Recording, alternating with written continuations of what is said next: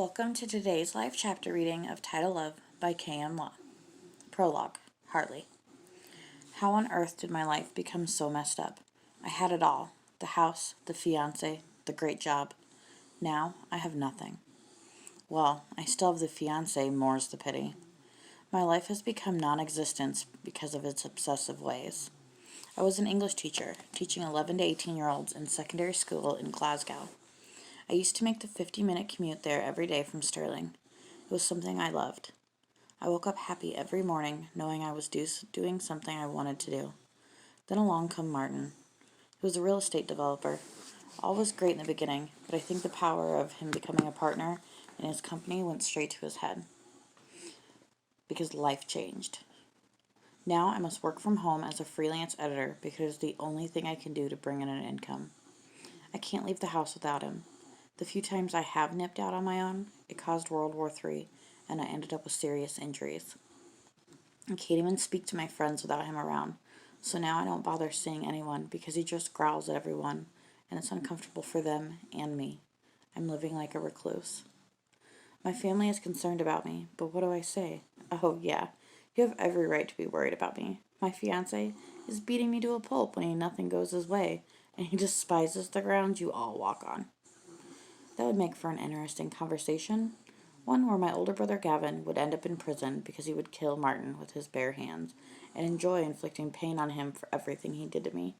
It isn't worth thinking about. I look at the clock and notice it's nearly time for Martin to return home.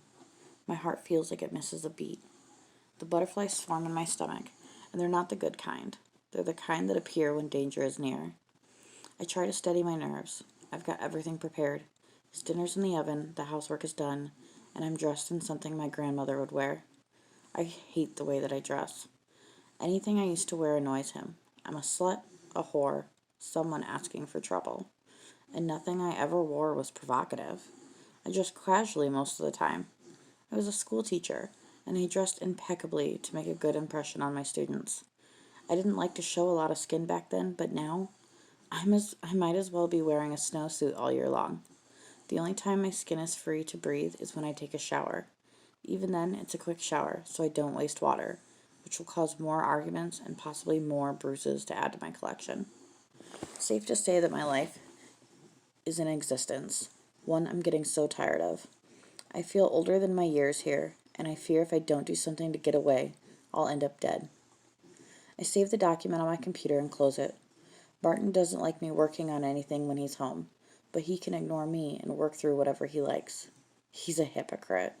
One I've come to loathe. One I've tried every way to get away from, apart from bringing in my family, because I don't want them to get hurt. I don't want them to suffer because of my choices. I need to work through this mess myself. I made my bed. I've inflicted this on myself for being weak. I can sort out my life. I will sort this out myself.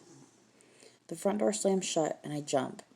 I quickly stand from the table and make myself busy at the oven. I take out Martin's dinner and place it down on the table just as he walks into the kitchen. He walks over to me and grabs my chin in his hands.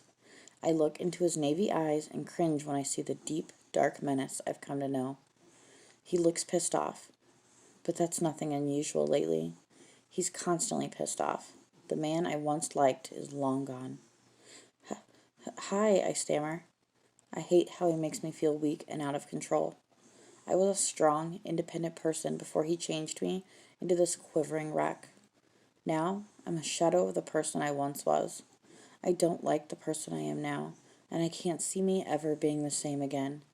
Not as long as I live here under his wrath. You look... He looks me up and down and laughs before he turns his back on me. Ridiculous. The blood runs cold through my veins, and I look down at my feet. I hope and pray the ground opens up and swallows me whole. Sometimes the mental abuse is worse than the physical abuse. I can cover up the scars and forget about them, but the words he uses are on repeat all the damn time. It's like he takes pleasure in dragging me down. What is this? He pushes the plate slightly in my direction. A chicken chasseur. All of a sudden, without any warning, the plate speeds through the air and just misses my head before smashing off the cupboards behind me. I shriek. I'm angry that I cooked that meal all day, but I'm terrified of the mood he's in. I can't take this anymore. I look at Martin, who has the biggest smirk on his face. He looks evil and deranged. I spent all day cooking and cleaning. For what? For him to come home and have a tantrum? What the fuck is your problem? I straighten my spine and grow a backbone. I need to take back some control of my life. I'm fed up of being treated like a piece of dirt. I've let it go on long enough. This ends tonight. I either walk away from this house and never return, or my family gets me back in a wooden box. Either way, it ends. It has to. Really? Tonight is not the night for you to meet dramatic Harley. He stands from the table and marches over to me, gripping my throat tightly. You belong to me, and you will do as I fucking say. I don't work all hours of the day to eat chicken. His grip tightens on my throat, and I feel my eyes bulging out of my head. He pushes me out of his hands, laughs hysterically, and walks out of the kitchen. I know what I'd like to feed the bastard. Rat poison. I rub at my neck, hoping to help the air flow to and from my lungs more easily. When I can breathe more freely, I stumble forward and grab Martin's car key from the worktop. I see the path from the kitchen to the front door, and I take a few steps to test the waters. I don't want to run and draw attention to myself, but I can't take baby steps either. I need to get out of here, and preferably unnoticed by the monster I thought I once loved. I shake my head at that thought, because I must have been crazy to get into this relationship. Nothing comes to stop me, so I take 1 step, 2 steps, 3 steps, until I finally reach the front door. I sigh with relief and turn the handle slowly. Only when it's all the way down and I try to open it, it doesn't budge. I feel my smile disintegrate when realization hits me. Of course, he was never going to make things easy for me. He was never going to let me walk out of here. I look over my shoulder and Martin's dangling the house keys on his finger. I feel my heart pound on my chest. I know he isn't going to let my disobedience go unnoticed. I'm going to pay for trying to break out of this cage. Please, Martin, just let me go. I can't do this anymore. We can't do this anymore. This relationship is killing us. It's toxic. I sob erratically. There is no we in this house, Harley. You are nothing. Do you hear me? Nothing, he yells. You're just the pathetic dog's body. He stomps closer to me and pushes me against the door. He rips my shirt open, sending the buttons flying everywhere. He's done this before, but I won't let him take another strip from me. I knee him in the groin, and he steps back from me enough to let me run away from him. I aim for the stairs, but he catches my leg and I fall up the steps, hitting my head on the step in front of me.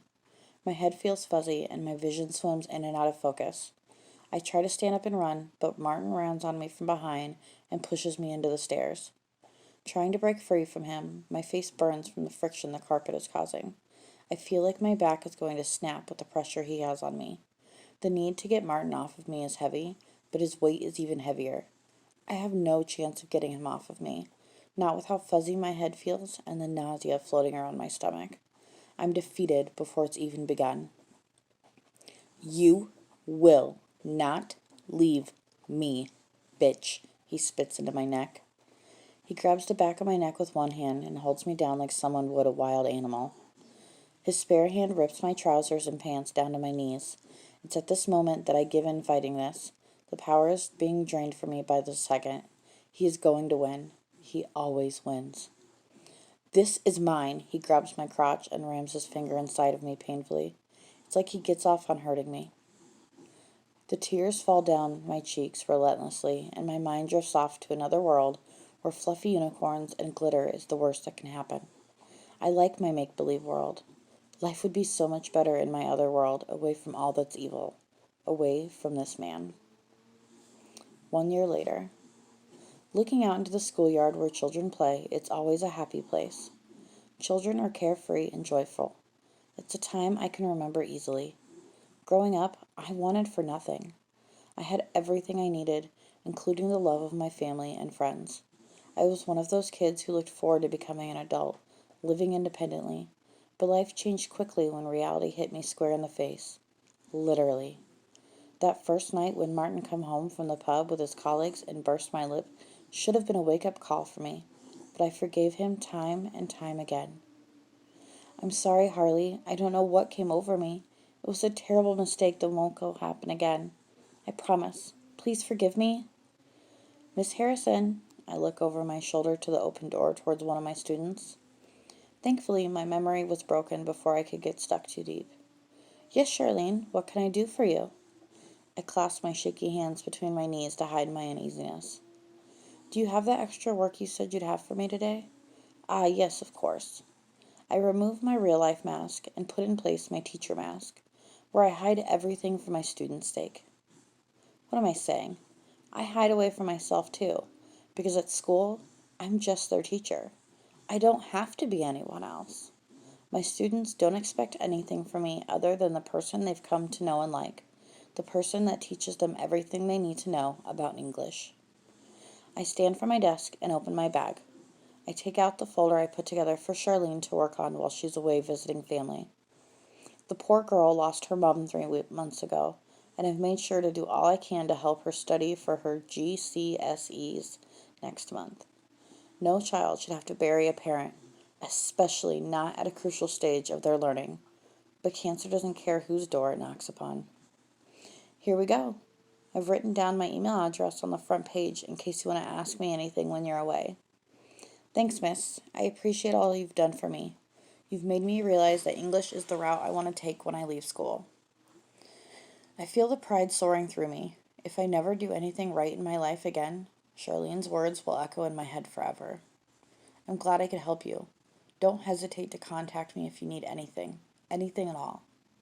Thank you. See you in 2 weeks. Enjoy your trip. I watch Charlene's back, and for the first time in months, I have a genuine smile on my face. Returning to work after Martin's attack on me was hard, but it was something that I needed to do to take back some control of my life. The headmaster of the school I used to work in was happy to have me back when I made the call.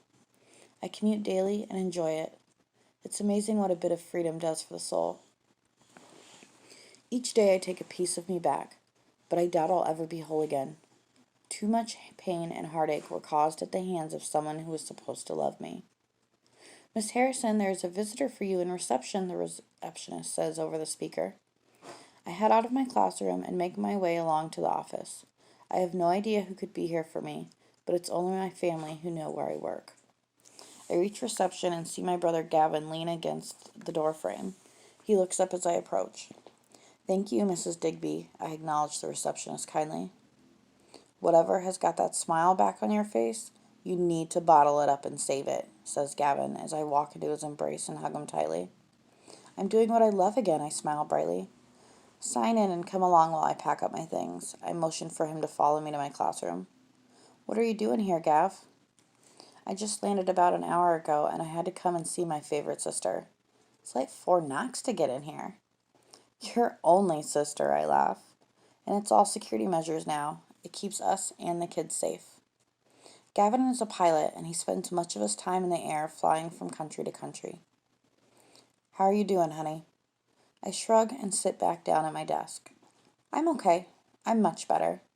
I tried to hide behind the lie I keep telling myself. Maybe one day I'll believe it too. Gavin sits on a people's desk in front of me and leans his elbows on his knees. We're all concerned about you, Harl. You needn't be. I'm good. I'm working. I'm surviving. I sigh, frustrated. I'm much better than I was. But you're not living, doll. What do you want me to do, huh? I snap. It's the same argument every time I see my family.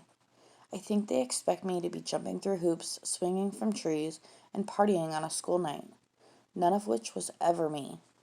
I just don't want to see you fading away to nothing. What is it, 5 weeks until the summer holidays? Let me pay for a trip. Get out of here. Explore the world. Find yourself again. You deserve it. I watch my brother with bated breath. I know he's only doing what he thinks is best, but that I'm more than capable of living my life the way I want to. I don't need everyone telling me what to do, even though a holiday does sound good. Where would he go? I'm barely living here, as you just told me. I'm not sure I could go on holiday alone. My house has become my safe haven. I can't imagine being anywhere else alone. Let me book somewhere for you, a surprise. I close my eyes and think about taking a trip. Some sun, sea, and cocktails. No reminders of everything I've been through. No work. Just time for me to live a while. Ugh, I growl out my response. Do I have much of a choice? Gavin shakes his head. Nope. I'm not trying to control you or be bossy. I just want to see you happy again, doll. I want my carefree sister back. I take in a deep breath and let it out slowly. I don't want to break his heart and tell him that that person could be gone forever. Gavin has always been able to get me to say yes to anything. That's probably why he got the short straw and is gracing my classroom with his presence. Okay, I sigh, just nowhere over the top. His smiles light up the room. I promise, you'll love it. Gavin jumps off the table and leans over to kiss my cheek. He looks like one of my excited pupils after lunch. I love you, Harley. I just want to see my happy, vibrant sister again. I hate seeing the pain in your eyes. I know, I love you too. Gavin winks at me and leaves my classroom behind. He's always been the best big brother ever, even when he's being a pain in my backside, which is regularly. I just can't bear to see the hurt and pain I'm causing my family. Maybe a holiday will do us all good.